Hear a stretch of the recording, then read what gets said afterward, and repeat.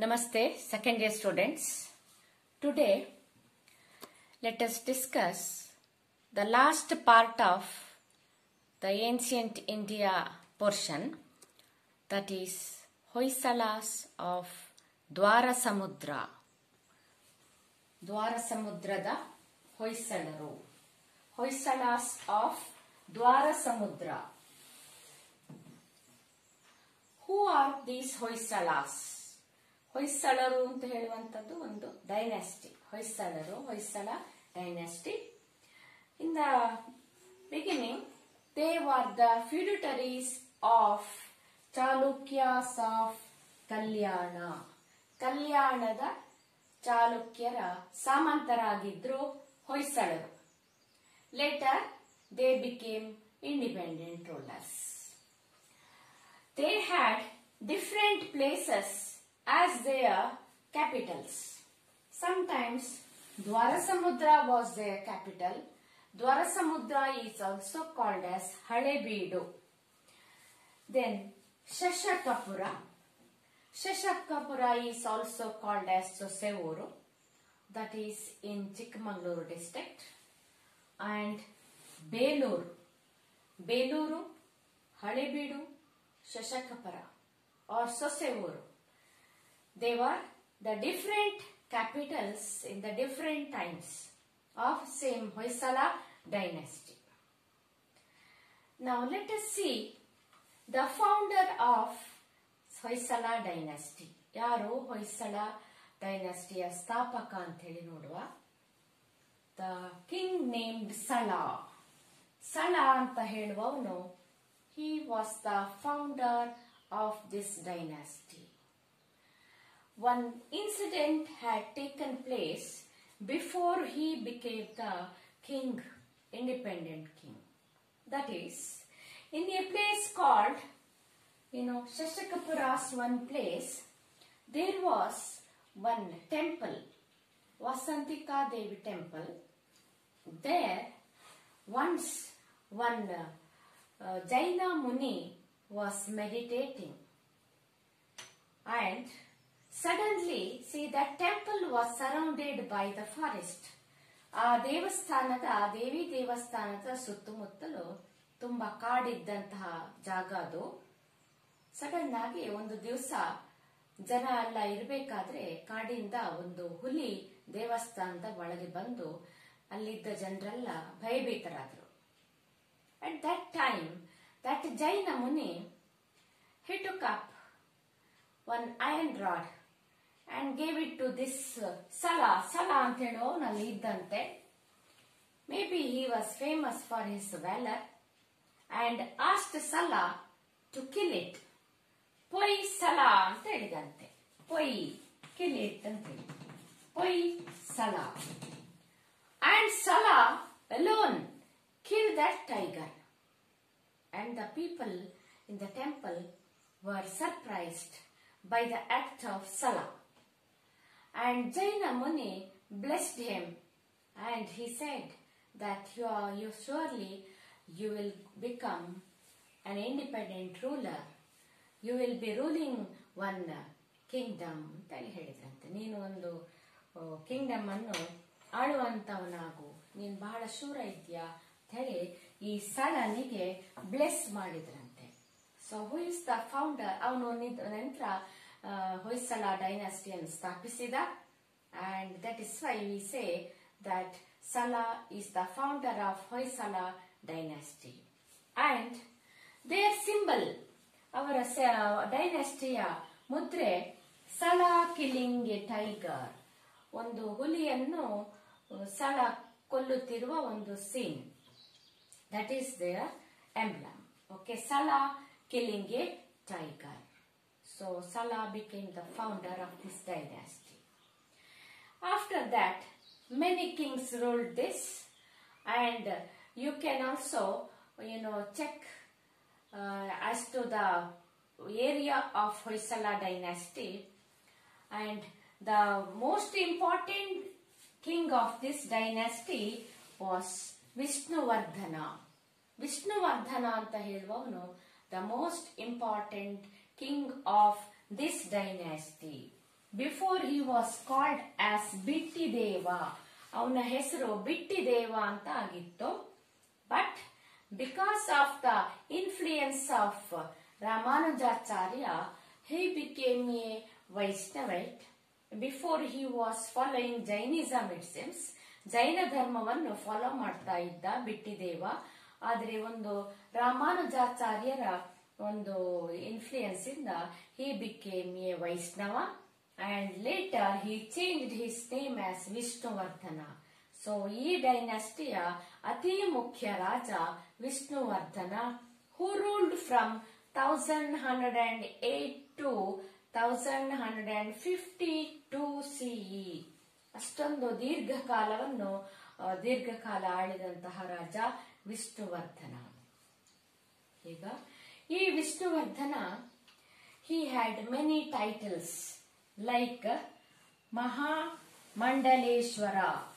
Mahamandaleshwar, Chalukya Mani Mandalika Chudamani, then Tatpada Padmopajivin, then Maleparol Ganda, then Talakadu Gonda. These are all the different titles of Vishnuvardhana. And you all know that there is a beautiful temple in a place called Beluru.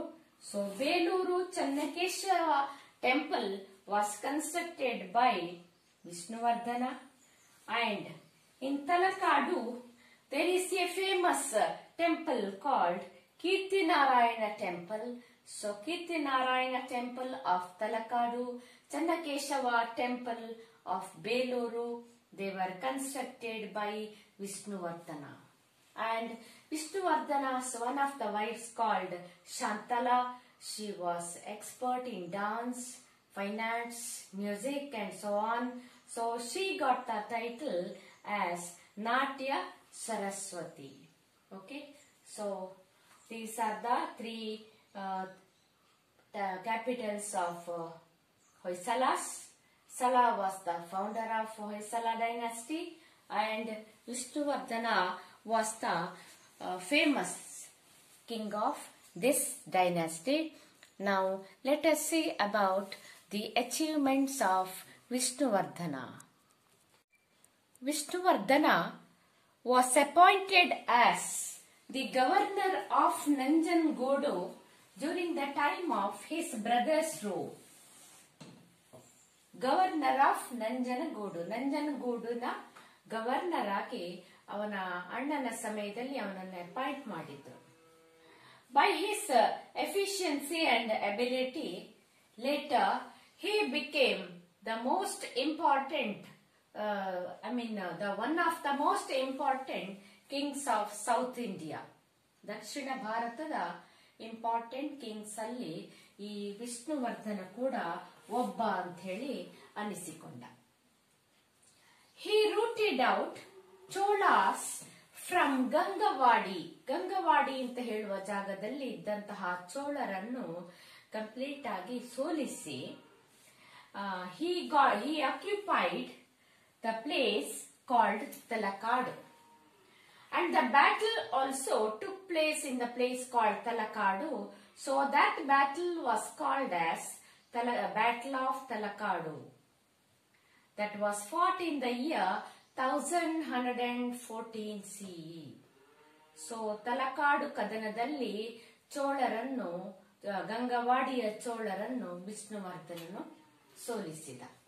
ಆ ನಂತರ ಅಲ್ಲಿಂದ ಚೋಳರನ್ನು ಕಂಚಿ ತನಕ ಅವರನ್ನು chase ಮಾಡಿ till Kanchi and he also occupied ಕಂಚಿಯನ್ನು ಕೂಡ ವಶಪಡಿಸಿಕೊಂಡ. ಈ ಚೋಳರು ಇವರು ತಮಿಳು ರಾಜರು. So he occupied Kanchi and he got the title Kanchigonda. And to commemorate his victory, ಅವನ ಒಂದು ವಿಜಯೋತ್ಸವವನ್ನು ಆಚರಿಸಲಿಕ್ಕೆ ಆಗಿನ ಕಾಲದ ರಾಜರ ಕ್ರಮ ಹೇಗಿತ್ತು ಅಂದ್ರೆ, ದೇವಸ್ಥಾನದಲ್ಲಿ ಪೂಜೆ ಮಾಡಿಸುವುದು ಅಥವಾ ಒಂದು ದೇವಸ್ಥಾನವನ್ನೇ ಕಟ್ಟಿಸುವಂತದ್ದು. So in this case, Vishnuvardhana, to commemorate his victory, he constructed a temple in Beluru, that is Channakeshava temple of Beluru, and in Talakadu he constructed Kirtinarayana temple. So Kirtinarayana temple of Talakadu and Channakeshava temple of Beluru, both these two temples were constructed by Vishnuvardhana to commemorate his victory over the Cholas. After that, he had issued one coin, and in the coin, the title of this Vishnuvardhana was inscribed. What is that? Sri Talakadu Gonda. Sri Talakadu Gonda. He also got the title Kanchi Gonda. Later, he occupied Madurai. Madurai, a place in Tamil Nadu, and Pandyas were ruling over there. Pandyaru anta heಳುವ ರಾಜಮನೆತನದವರು ಇದ್ದಂತಹ ಜಾಗ Madurai. He occupied Madurai, defeated the Pandyas, and went up to Rameshwaram.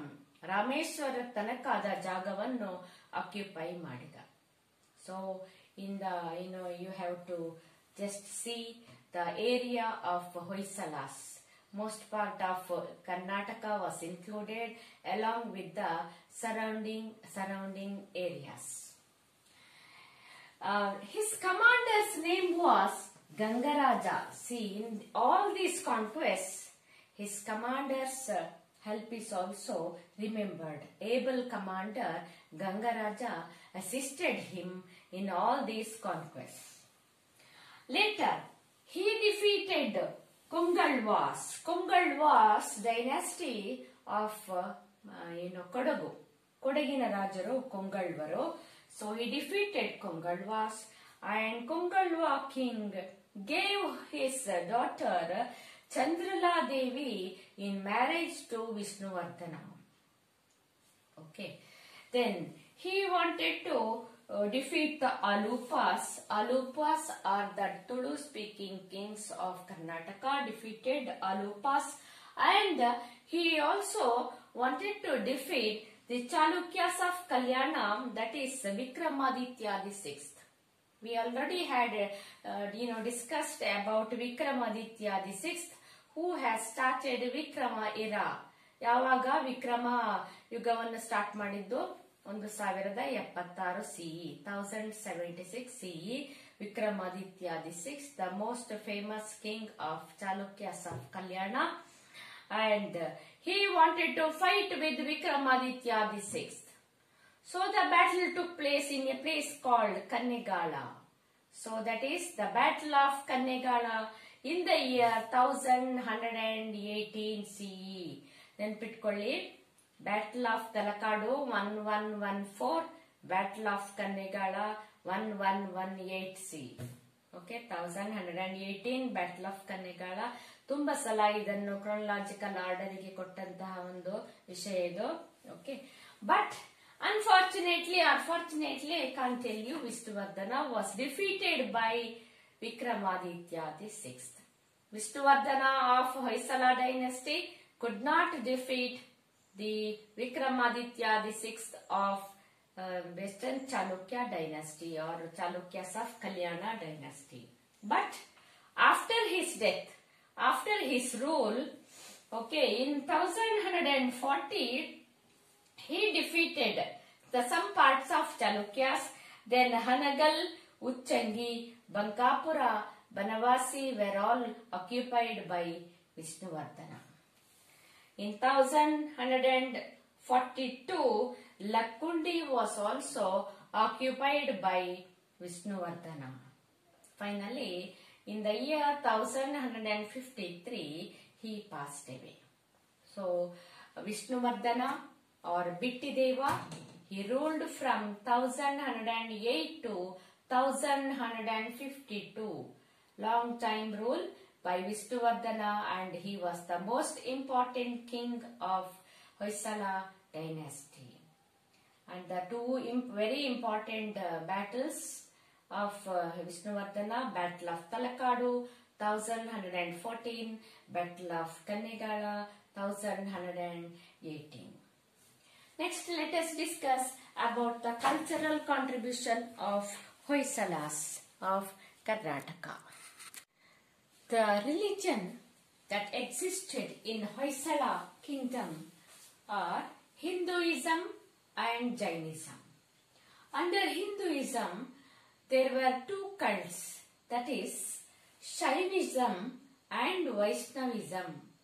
Shaivism, ಶೈವರು ಮತ್ತು ವೈಷ್ಣವರು. ಶೈವರು ಶಿವನನ್ನು ದೇವರು ಅಂತ ನಂಬುವವರು, ವೈಷ್ಣವರು ವಿಷ್ಣುವೇ ನಿಜವಾದ ದೇವರು ಅಂತ ನಂಬುವವರು. Okay, then the Jainism also existed. So Hinduism and Jainism. And we already discussed that Hoysala king Vishnuvardhana, before his name was Vitideva, he was following Jainism. Later, under the influence of Ramanujacharya, he started following Vaishnavism and changed his name as Vishnuvardhana. His wife Shantala Devi, she was following Jainism. See, Vishnuvardhana Hinduism follow ಮಾಡ್ಲಿಕ್ಕೆ ಶುರು ಮಾಡಿದ, ಆದರೆ ಅವನ ಪತ್ನಿ Shantala Devi Jainism ಅನ್ನೇ follow ಮಾಡ್ತಾ ಇದ್ಲು.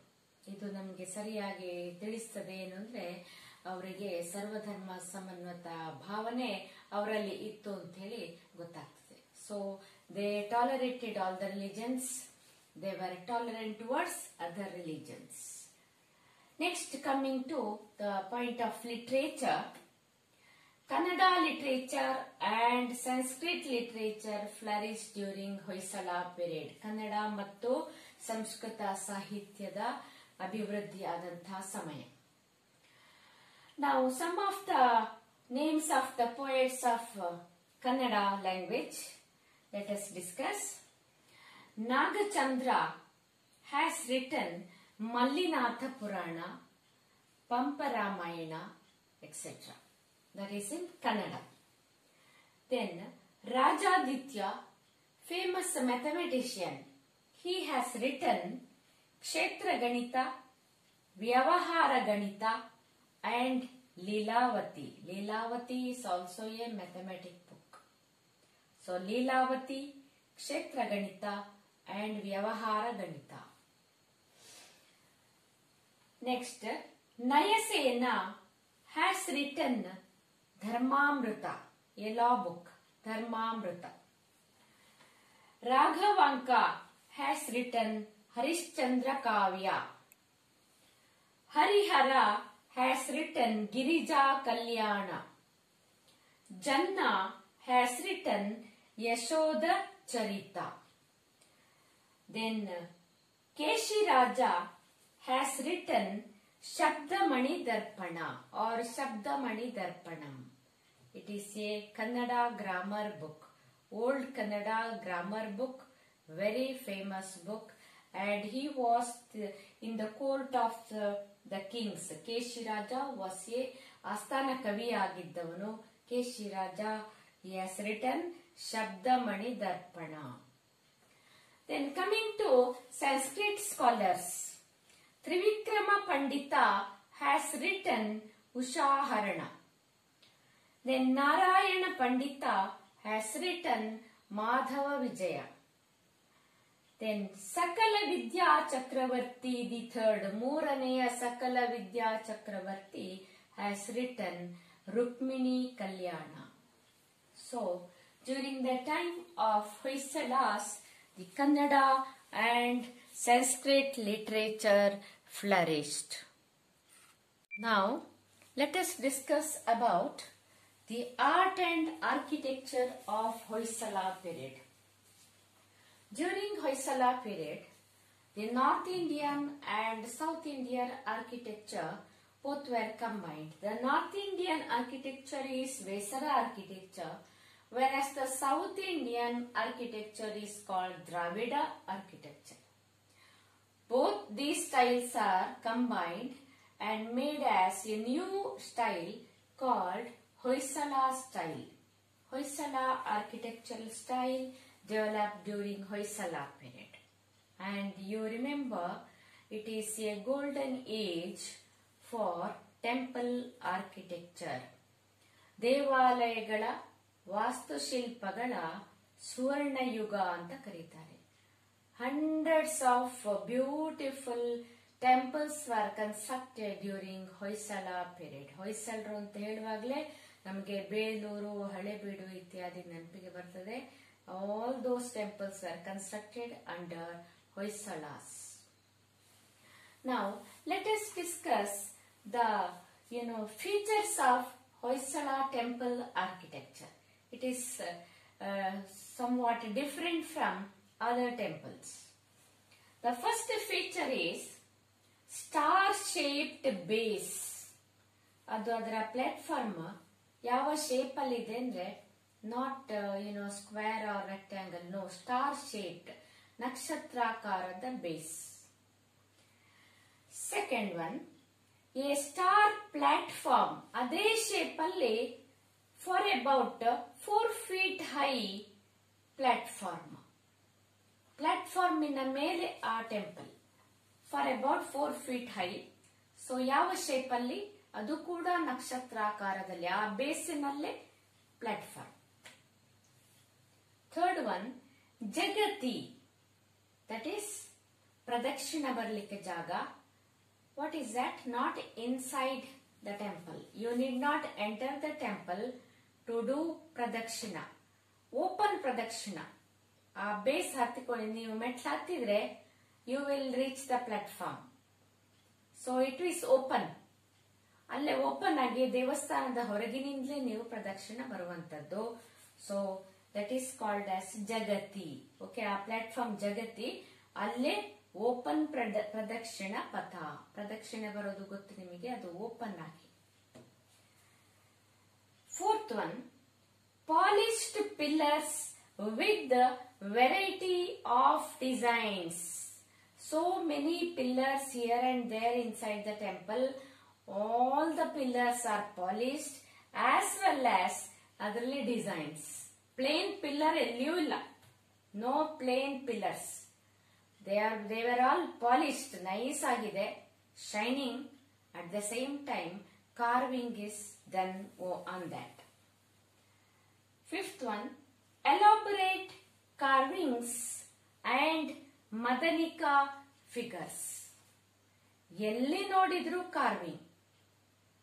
The walls carving, pillars carving, ceilings carving, and many madanika figures you can see in Hoysala temples. Dancing women ಇದು ಫಿಗರ್ಸ್ ನೀವು ಅಲ್ಲಿ ಕಾಣಬಹುದು. ಅವರನ್ನು ಮದನಿಕಾಸ್ ಅಂತ ಹೇಳ್ತಾರೆ. Sixth one, spacious Navaranga. Navaranga means central hall. As you enter, as you go inside the temple, there will be a hall. That is called as Navaranga. Seventh one, the Bhuvaneshwari.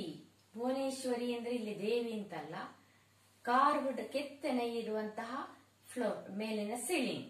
ಕೆತ್ತನೆ ಮೇಲೆ ಕೂಡ ಆ ceiling simple ಅಲ್ಲ, plane ಅಲ್ಲ, full of carvings.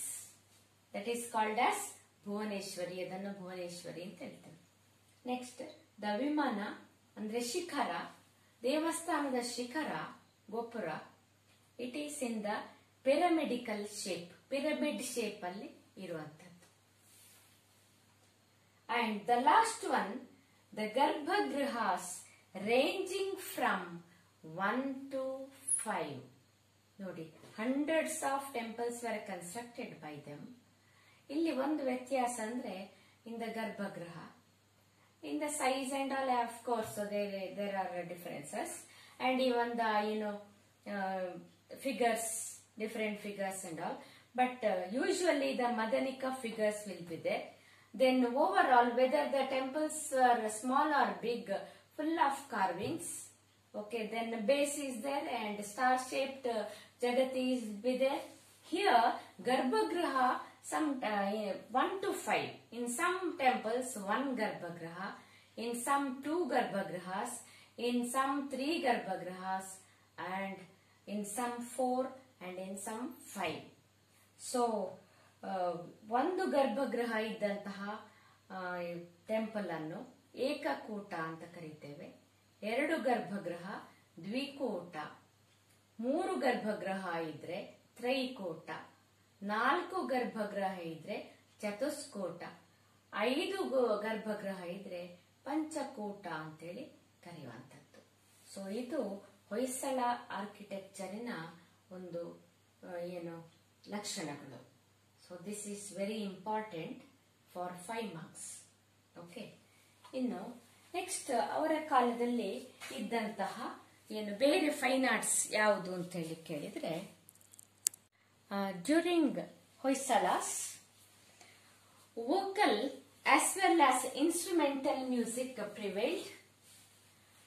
Many dancers were also there. As we have already discussed, the wife of Vishnuvardhana, Shantala Devi, she had the title as Natya Saraswati. She was a great dancer.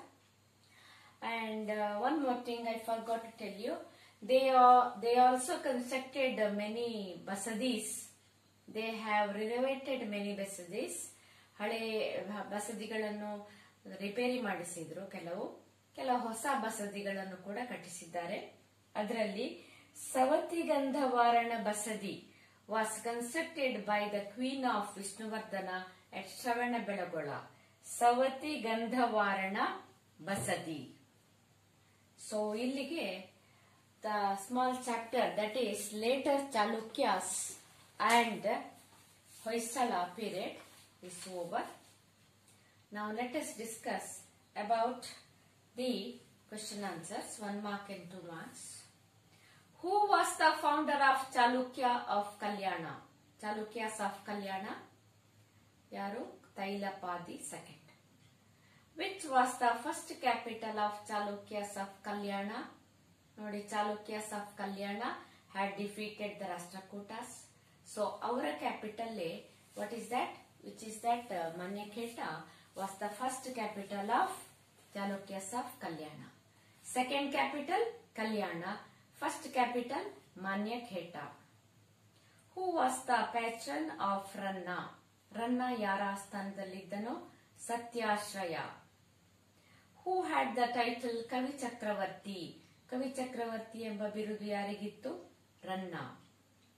Which work is considered as the first encyclopedia of Sanskrit? Manasollasa. ಅಭಿಲಾಷಿತಾರ್ಥ Chintamani ಅಂತ ಇನ್ನೊಂದು ಹೆಸರು ಇದರದ್ದಿದೆ book ಇದು. ಯಾವ್ದು ಬೇಕಾದ್ರೆ ಬರೀಬಹುದು, ಮಾನಸೋಲ್ಲಾಸ और ಅಭಿಲಾಷಿತಾರ್ಥ Chintamani. Who was the founder of Hoysala kingdom? Sala. What was the royal emblem of Hoysalas? Sala killing a tiger. Sala ಹುಲಿಯನ್ನು ಕೊಲ್ಲುವ ಚಿತ್ರ.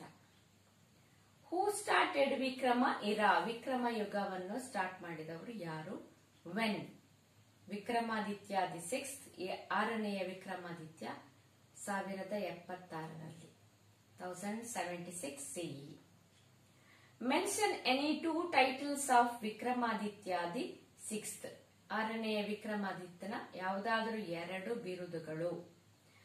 ಪೆರ್ಮದಿದೇವ ಅಂತ ಒಂದು ಬರಿಬಹುದು, ಮತ್ತೊಂದು Tribhuvana Malla. Permadideva, Tribhuvana Malla. Name any 2 works of Ranna. ರನ್ನನ ಯಾವುದಾದರೂ 2 ಪುಸ್ತಕಗಳು. ಅಜಿತನಾಥ ಪುರಾಣ ಅಂತ ಬರೀಬಹುದು, ಒಂದೊಂದು ಸಾಹಸ ಭೀಮ ವಿಜಯ. ಈ ಸಾಹಸ ಭೀಮ ವಿಜಯದ ಇನ್ನೊಂದು ಹೆಸರು ಅದೇ ಪುಸ್ತಕ, ಅದರದ್ದು Gadayuddha. So either you can write Gadayuddha or Sahasa Bhima ವಿಜಯ. ಇನ್ನೊಂದು ಅಜಿತನಾಥ ಪುರಾಣ.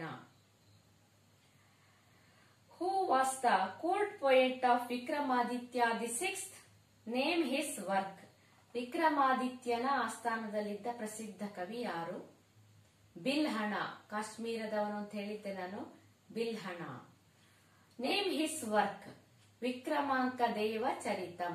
ನೋಡಿ, ವಿಕ್ರಮಾದಿತ್ಯನ ಆಸ್ಥಾನದಲ್ಲಿದ್ದವನು. Vikramanka Deva Charitam. Sanskrit, it is in Sanskrit. Name any 2 capitals of Hoysalas. Beluru, Halebeedu, or Beluru, Dwarasamudra. Mention any two titles of Vishnuvardhana. Talakadugonda Kanchigonda ಅಂತ ಸುಲಭದಲ್ಲಿ ನೆನಪಿಟ್ಕೊಳ್ಬಹುದೇನ ಬೇರೆಯೂ ಟೈಟಲ್ಸ್ ಅಲ್ಲಿ ಸೆಲೆಕ್ಟ್ ಮಾಡಿ ಬರ್ಕೊಳ್ಬಹುದು. Talakadugonda Kanchigonda. Name any two famous temples of Hoysalas. Channakeshava temple at Belur, Hoysaleshwara temple at Halebidu, or Kirtinarayana temple at Talakadu. Many temples are there, any two you have to write. I think it is easy to remember Beluru Channakeshwara temple and Halebeedu Hoysaleshwara temple. Now 4-5 marks questions are there. Explain the cultural contributions of Chalukyas of Kalyana. Describe the achievements of Vishnuvardhana. Illustrate Hoysala contributions to religion and literature. Explain the main features of Hoysala architecture. 4 are important. Among them, the last one, explain the main features of Hoysala architecture, is very important. No essays in these 2 lessons. Okay, so let us next. Now till by now we have completed the ancient period. Next we have medieval period and last one modern period. In modern period many chapters are deleted. Okay, in medieval period all the chapters are there, I think. And the map work for your coming exam, you have to study the places only, no marking. When the classes start we can learn marking the places, but learn all the places. I mean writing 2 sentences about each place. So all the 20 places you learn it. Okay? Thank you.